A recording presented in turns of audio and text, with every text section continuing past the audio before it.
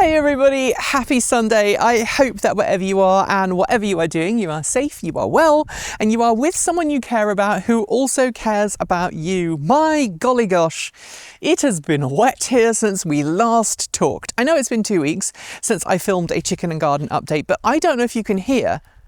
There is a great deal of squelching going on in the garden right now.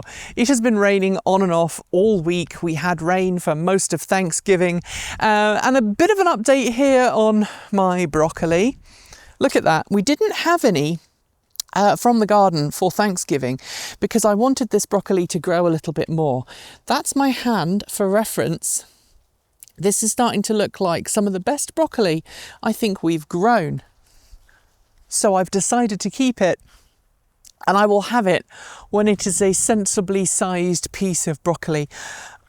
Gardening is a pastime that you have to learn and you have to allow yourself to improve on as you go, because if you don't and you try and stick to some kind of arbitrary expectation as to what the garden is going to do, you're going to be very sorely disappointed, which, by the way, is why we didn't have any sprouts this year for Thanksgiving. But look, we might have some, maybe, in the new year. I don't think these are going to be ready by Christmas. They are growing very, very slowly. But the fact that we do have sprouts on here, if I actually harvest sprouts off there, that will be the first time ever that I've successfully grown sprouts at home for consumption at home, that's great news. I'm just walking around the garden right now, and I've noticed that in addition to some of the weeds we've got now coming up where plants were, we also have some volunteer plants. So this looks like a volunteer marigold to me that's just popped up here. It's great for fighting off some pests. And you'll see that the strawberries are actually doing pretty well. Now we had, I think, 1 or 2 frosts this year, and so far nothing has been particularly severe. I think 2 nights this week we had some frost.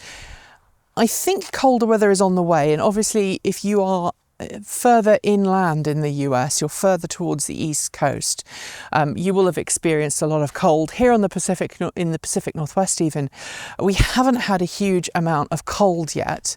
Mount Hood's got a decent amount of snow. We are not high up enough here to get snow. The snow line hasn't come down as far as it has east of Portland. I'm west of Portland. I'm very tired today. Please forgive me. But you know, everything in the garden is doing its sleep.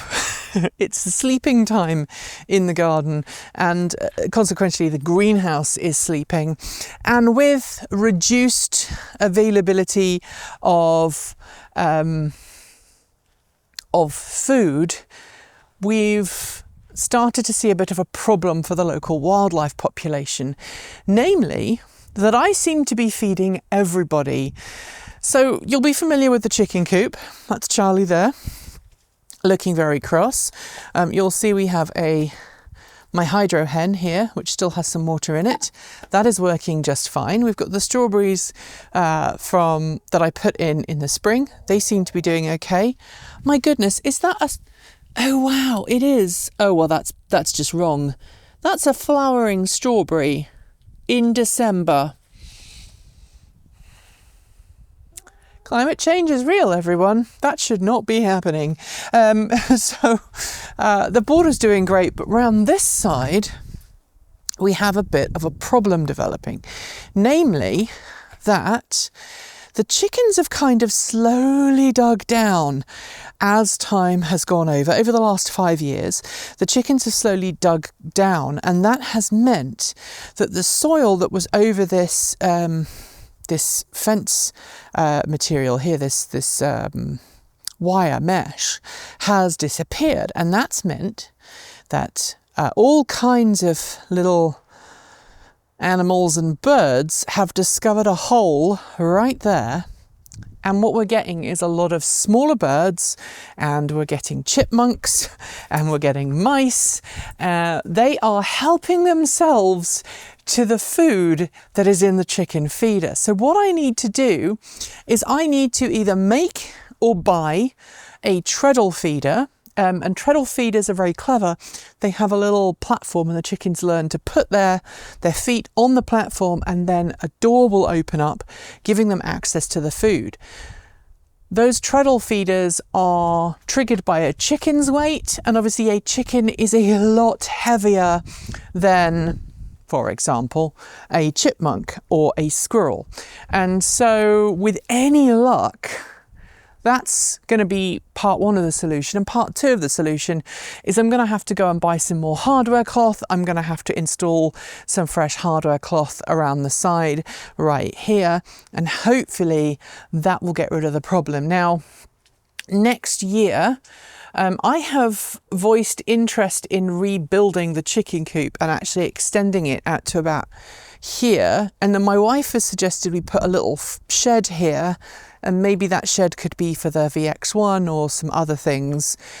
And if we do that, then it will mean that it's possible for us to have not only better facilities for the chickens and maybe expand the flock a bit, but we'll also then have a recuperation space so that if we have a hen who is unwell or we have a hen who is broody, we can separate them from the rest of the flock more readily, more easily in a nice comfortable space, and that will help them no end. So this chicken coop has actually served us really well, but it is starting to show its age.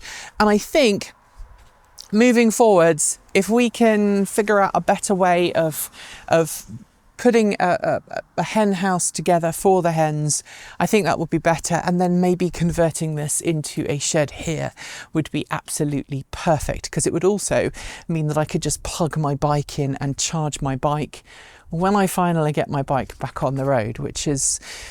It's happening slowly. There's a video coming on that in about 2 weeks' time, just in time for the holidays. But if you have any ideas as to how to make this coop a little bit safer, I would love to hear it. Right now, we don't have to worry about raccoons or any other larger critters getting in. But obviously, once there is a hole, we do need to deal with it as soon as possible. I think hardware cloth is going to be the first step. That's what we've used in the past, and hopefully we can use that again, maybe put some fresh soil on top. One of the reasons I planted things here was to try and encourage a border to be built up, which would make it a lot harder for the hens to dig and for critters to get in.